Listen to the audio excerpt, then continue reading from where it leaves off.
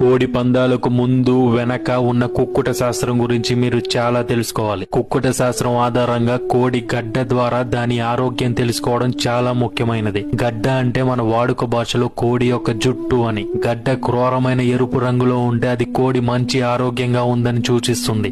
గాఢ ఎరుపు లేకపోతే కోడి బలహీనంగా లేదా అనారోగ్యంగా ఉండే అవకాశం ఉంటుంది. గడ్డ ఆకారం ప్రకారం పెద్దగా, గుండ్రంగా మరియు సున్నితంగా ఉంటే కూడా కోడి ఆరోగ్యం బాగుందని అర్థం. గడ్డ చిన్నగా కొంచెం వాడిపోయినట్లు కనిపిస్తే కోడికి బలహీనత ఉంటుందని భావించవచ్చు. కుక్కుట శాస్త్రం ప్రకారం గడ్డ కొంచెం తేమగా మెరిసే విధంగా ఉంటే అది కోడి శక్తివంతమైనదని, రక్త ప్రసరణ బాగుంటుందని సూచిస్తుంది. గడ్డ పైన గీతలు లేదా గాయాలు కనిపిస్తే కోడి అనారోగ్యానికి గురై ఉండొచ్చని అంచనా వేయొచ్చు. వీటి ఆధారాల ద్వారా పూర్వంలో కుక్కుట శాస్త్రం ఒక కొత్త వెలుగుని తీసుకువచ్చింది. ఇవే కాకుండా గడ్డతో పాటు కోడి రెక్కల రంగు, కళ్ళ చురుకుదనం మరియు ప్రవర్తన చూసి కూడా కోడి ఆరోగ్యం అంచనా వేయడం కుక్కుట శాస్త్రంలో ప్రధానం.